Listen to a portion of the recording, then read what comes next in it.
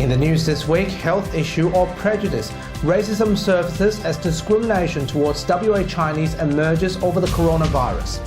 A local travel agency on a desperate rescue mission to bring stranded WA families home from China. Ex-mayor says Roll 8 freight toll would save taxpayers money as state opposition drops the promise. And look after your furry four-legged friends. Responsible Pet Owners Month kicks off this February. This is the Evening News with Ivan Learn and Sarah Smith. Good evening. There are fears of an anti-Chinese and anti-Asian sentiment in the wake of the coronavirus, as reports are emerging of targeted racism in WA. Stories have told of Chinese Western Australians facing comments linking them to the infectious outbreak, as the state government advises vigilance against the attacks. Nelson Liu begins our coverage. There's always been an undercurrent of racism, but now it's come into full view of the public once again in wake of the coronavirus infection. After the emergence of the virus, there are concerns of an anti-Chinese and anti-Asian sentiment following the virus's origin in Wuhan and Hubei. There are several incidents occurring in WA, and one confirmed this week that's been raised to the state's premier Chinese community group, Australasian, has left one Chinese Australian couple rattled. At Garden City on 1st of February, when he and his wife had a coffee, and then one of the men, about 30-year-old, walked to them and then say something very bad to him. The state government has stated that racism of any kind is unacceptable. So that's shocking and wrong, and there are some silly people in every community, and all I would say is in Western Australia, we in the state government and the wider Western Australian community are very supportive of our Chinese Western Australians.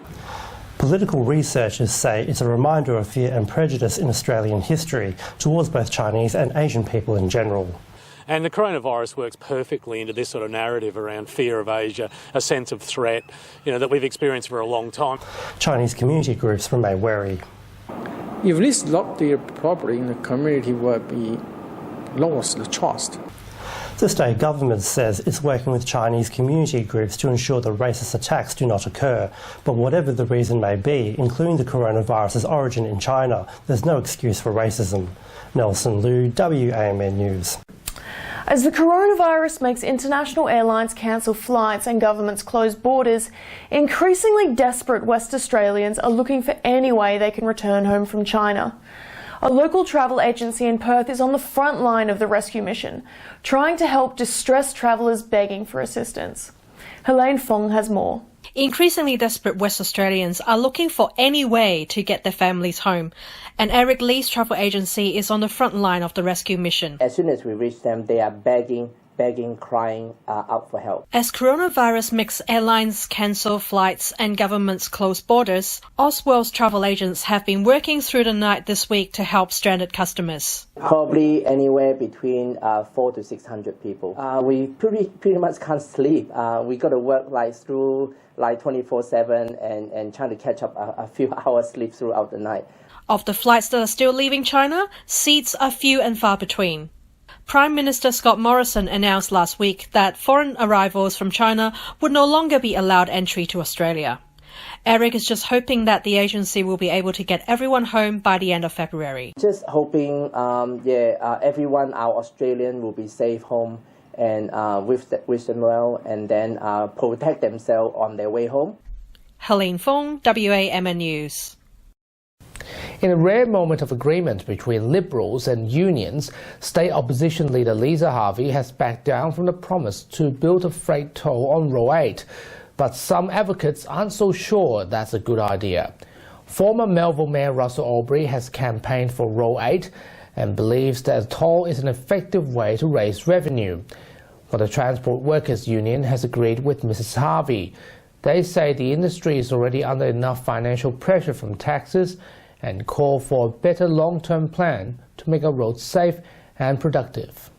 As taxpayers, of course, that's $100 million less per annum. Funding for these roads is the major problem, generally, why they don't get constructed, and we need all the money we can possibly get going into those areas. WA police have charged 3 people for the kidnapping of a 19-year-old man over a debt. that police say is a terrifying ordeal for any parent. The teenager visited a home in Inglewood where 3 men tied him up and choked him unconscious, while sending videos to the man's parents demanding ransom for release. The 3 men released the teenager the next day before being arrested a day later and faced charges of detaining a person for benefit, demanding property and unlawful wounding. If anybody finds themselves in this type of situation where they are being extorted, in these types of situations, we ask that they don't fall for the request and start paying money. We ask them to contact the police forthwith. We have a considerable number of resources at our disposal, and we will throw every single resource we have in dealing with these types of matters.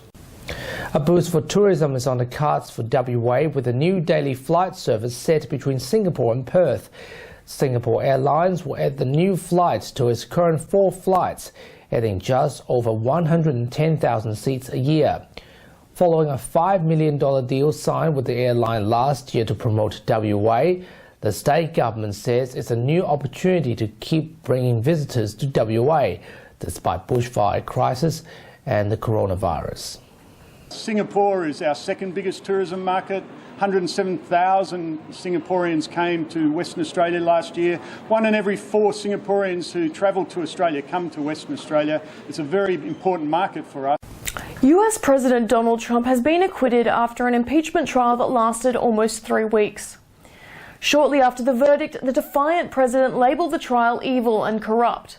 Mr. Trump's approval ratings have increased dramatically during the end of the trial, after the Democratic House of Representatives leader tore up the president's speech during his State of the Union address. British Prime Minister Boris Johnson's plans to ban the sale of new petrol, diesel and hybrid vehicles from 2035 has hit a roadblock this week, with automotive advocates and lobbyists saying that the plan was too much too soon. The plan is supposed to be implemented by the end of 2034, but the UK's automotive union says that not enough was being done to protect jobs in the industry. The timeline was updated to make the target of 0 emissions by 2050 more achievable.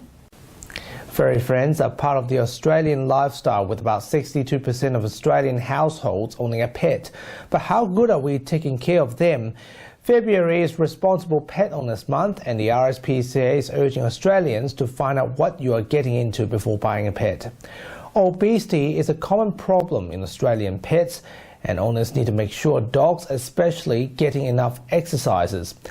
For more information about what it means to be a responsible pet owner, check out the RSPCA website at rspca.org.au. He's a lovely boy, isn't he? No wonder he needs so much cuddles. And that's our weekly news and current affairs for this week. We have the latest news on the website and social media pages. Until next Sunday after 8 p.m, thanks for watching. Have a pleasant evening. Take care.